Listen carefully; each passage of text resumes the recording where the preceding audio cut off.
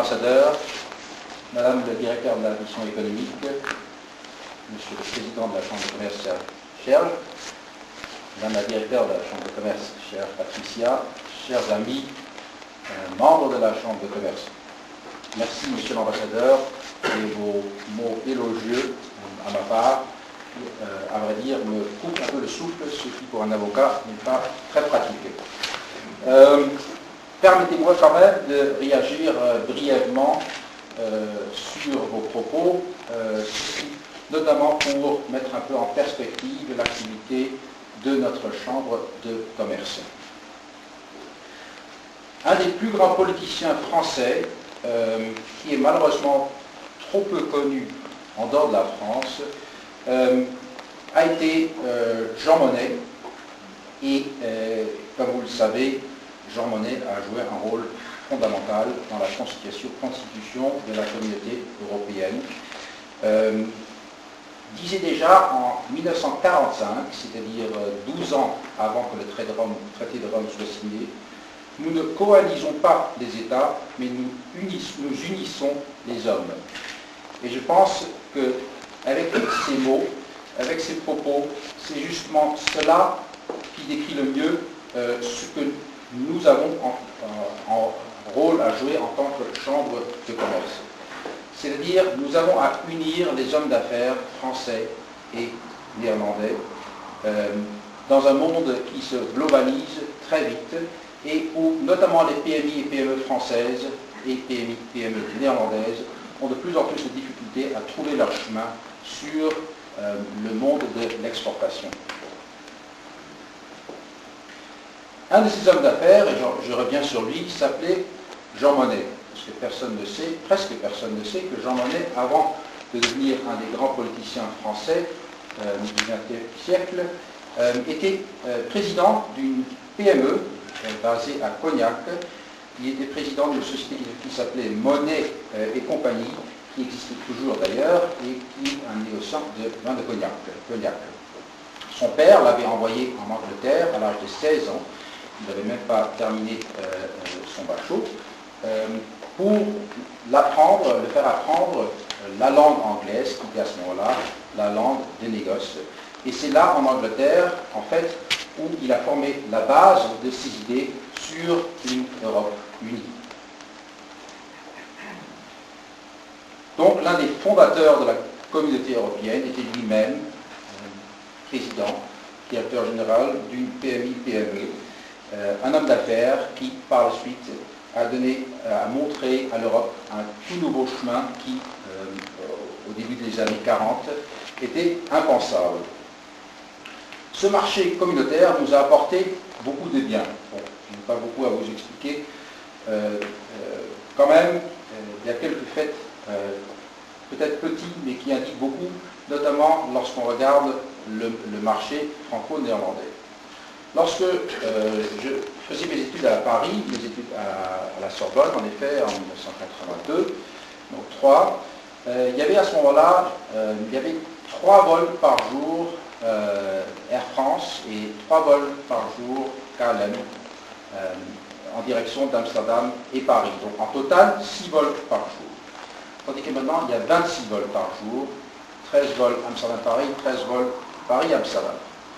Les avions étaient à ce moment-là tout petits, les avions maintenant sur des Airbus, grands Airbus. Ça indique beaucoup sur le flux commercial qui existe en ce moment entre nos pays. Et je pense que c'est notamment la communauté européenne qui, de ce fait, a fait croire ce marché. Ça nous a apporté également une harmonisation législative, une stabilisation des marchés financiers et économiques, et notamment un fort rapprochement des peuples européens. Et je pense que là, je ne dis pas trop lorsque on constate simplement qu'on a commencé avec 6 États membres en 1958, et maintenant, si je m'abuse, nous avons 27 États membres en Europe, donc 21 États membres de plus en l'espace de 50 ans, puisque le traité de Rome a été signé, comme vous le savez, en 1957, il y a juste 50 ans. Néanmoins, il reste beaucoup de travail à faire.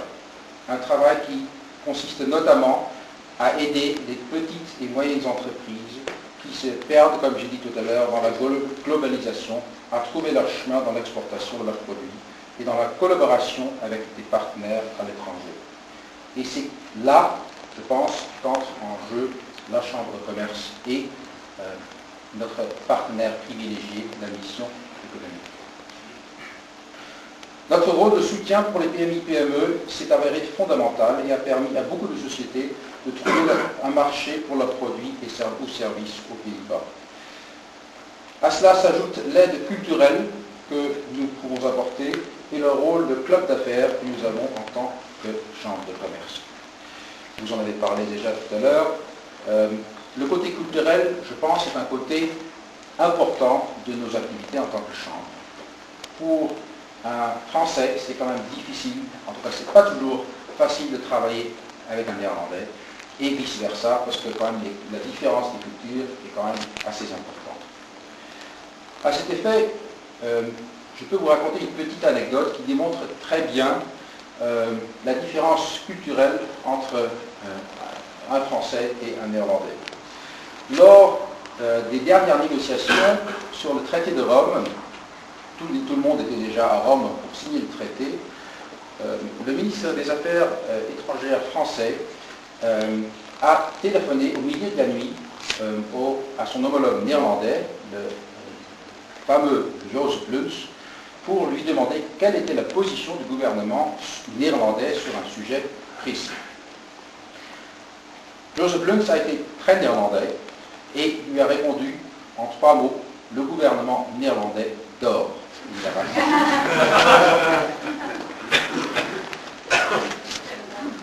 Ça démontre la mentalité néerlandaise qui est très directe et pas toujours facile à vivre.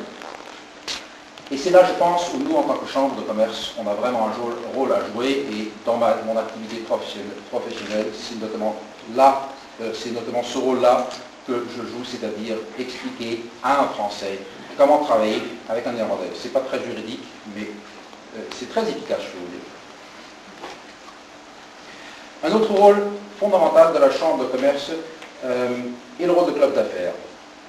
Nous sommes un lieu de rencontre important pour toutes les sociétés françaises et néerlandaises qui sont actives sur le marché franco-néerlandais.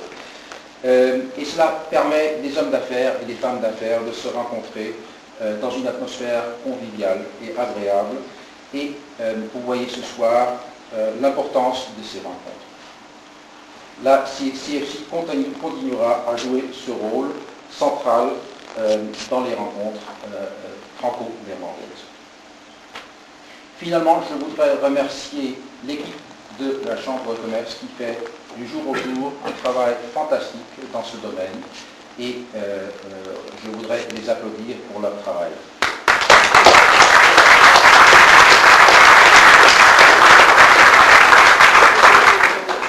Et en dernier, un grand merci à vous, Monsieur l'Ambassadeur, à vos services, à la mission économique pour le support que vous avez donné et que vous continuez à donner à notre Chambre de commerce depuis bien longtemps. Merci beaucoup.